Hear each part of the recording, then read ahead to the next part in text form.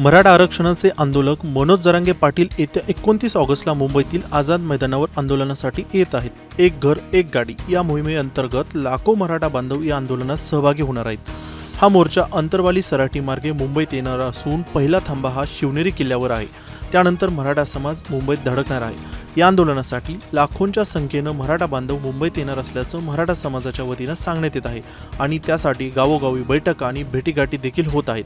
जर या आंदोलनात मराठा खासदार आणि आमदार सहभागी झाले नाहीत तर आगामी स्थानिक स्वराज्य संस्थांच्या निवडणुकीत दणका दाखवू असं मनोज जरांगे पाटील यांनी म्हटलंय।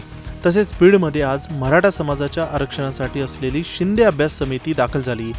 कुणबी प्रमाणपत्राच्या संदर्भात शिंदे समिती तपासणी देखील करत आहे। या समितीची मनोज जरांगे पाटील यांच्या शिष्टमंडळाने भेट घेतली। मनोज जरांगे पाटील यांच्या आंदोलनानंतर मराठा समाजातील युवक आणि युवतींना कुणबी नोंद असलेले प्रमाणपत्र वितरित केले जात आहेत। हे प्रमाणपत्र वेळेत आणि योग्य प्रकारे दिले जात आहेत का, कामकाज कसं सुरू आहे याबाबतची तपासणी शिंदे समितीच्या काही सदस्यांकडून केली जात आहे। त्यासाठी काही सदस्य आज बीडमध्ये आले होते। आता येणाऱ्या 29 ऑगस्टला मनोज जरांगे पाटील मुंबईत येणार आहेत, तेव्हा ते काय भूमिका घेतात, सरकारकडे कोणती मागणी करतात हे येणाऱ्या काही दिवसात समजून येईल।